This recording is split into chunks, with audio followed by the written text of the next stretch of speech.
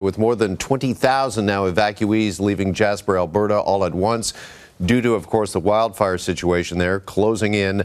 Surrounding communities are getting overwhelmed. Global's Sarah Offin is in the village of Valemount, BC for us this morning. That has been the first stop for many that have been fleeing Jasper. And Sarah, just first off, how are these communities like the one you're in right now this morning, how are they coping? Good morning, Jeff. I can tell you that Valemount is small, but it is mighty. This village is only a population of about 1,000 people.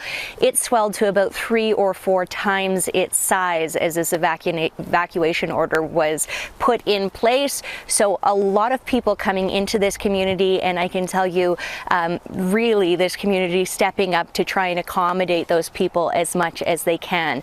The reception center has now closed. Of course, we know that BC overall is dealing with a crisis of its own, so the direction from officials has been for evacuees to continue moving on to those evacuation centers that are set up in Alberta, in Grand Prairie and in Calgary. So a long trip ahead for those evacuees, but in the meantime, those here in the town, the church behind me, for example, has been hosting turkey dinners. They've been doing meals throughout. They had over 220 people that were sleeping inside their church the first night of that evacuation.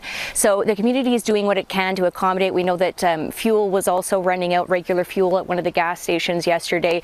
So the community, again, doing what they can to accommodate all these evacuees, but simply they just don't have the capacity, and that's part of why these evacuees are being pushed on back to Alberta. All right. Where do things stand in terms of the fire right now in Jasper, Sarah? Well, still a very dynamic situation. What we know is that there are 2 fires that are threatening the community. One to the north, that's a smaller one that lit up at the transfer station, the Jasper transfer station. And there's concern there that that may have impacted an educational center. It's unclear if that building is still standing. But what we do know is the fire from the south is the one that has been really the bigger focus of concern for wildfire crews. It's about 6,700 hectares in size, and it extends from about 30 kilometers south of the town site to about 10 kilometers south of the town site. So firefighters, of course, working to try and bring those fires under control. In the meantime, they do say that evacuations have been completed from the town site itself.